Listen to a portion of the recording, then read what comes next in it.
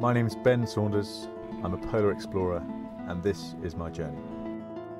I've been leading polar expeditions for nearly a decade, and it's been a pretty unusual career path. I'm still trying to figure out exactly how I got into it. I've always loved the outdoors. I think my first trip to the Lake District was as a school kid. And to me, all the exciting and inspiring stuff happened outdoors, and the wilder the surroundings, the happier I was, really. I loved reading about mostly contemporary stuff. It was people like Sir Ranulph Fiennes and Chris Bonington. I loved reading books about sailors and explorers. It was only sort of later on that I started reading about the Edwardian era, the Scots and Shackletons and Amundsons, and some incredibly inspiring stories. So I guess that's where the seed was sown.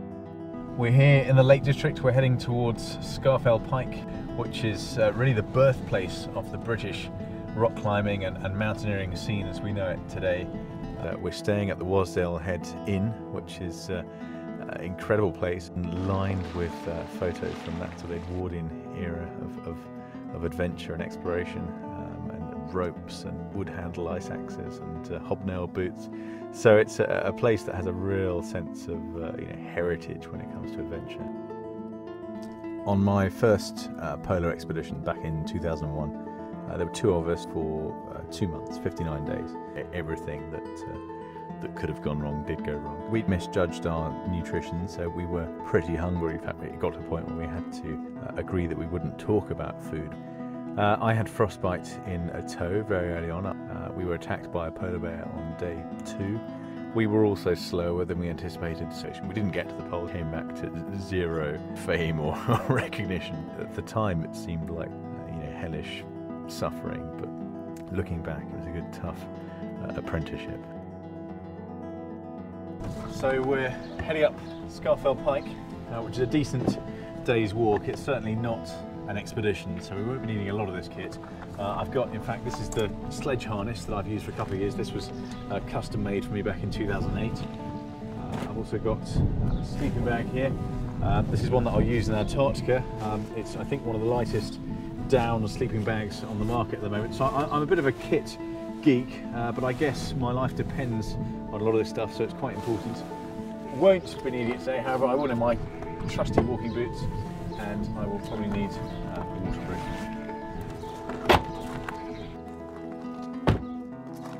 The expedition I'm most proud of was skiing solo to the North Pole in 2004. 10 weeks on the ice, took me 72 days on my own. I travelled just over 1,000 kilometres, the same as 31 marathons back to back. I was pulling 180 kilos. That's like 2 full-grown rugby players in a bathtub. When I got to the pole, I was the only human being in 5.4 million square miles, which is 1.5 times the size of America. The morning that I was dropped off by helicopter was, I think, probably the hardest point of that entire trip. Seeing the helicopter take off again and the reality of my situation sinking in was really difficult. I'd been so busy that I hadn't really taken much time to step back, and it hit me, and the only thing I can remember was having to stop myself, running up to the helicopter, banging on the doors and saying, "Look guys, actually I haven't thought this through."